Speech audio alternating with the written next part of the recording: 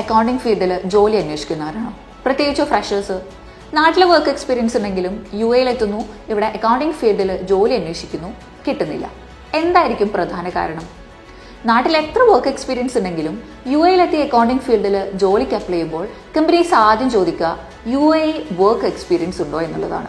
മാത്രമല്ല, നമ്മുടെ കയ്യിലുള്ള സർട്ടിഫിക്കറ്റ് നാട്ടിലെ ഏതെങ്കിലും സ്ഥാപനത്തിലെ ടാലി അല്ലെങ്കിൽ അക്കൗണ്ടിങ്ങിലെ സർട്ടിഫിക്കറ്റ് ആയിരിക്കും. കോർപ്പറേറ്റ് ടാക്സിനെ കുറിച്ചോ വാറ്റിനെ കുറിച്ചൊന്നും നമുക്ക് വേണ്ടത്ര അറിവുണ്ടാവണമെന്നില്ല.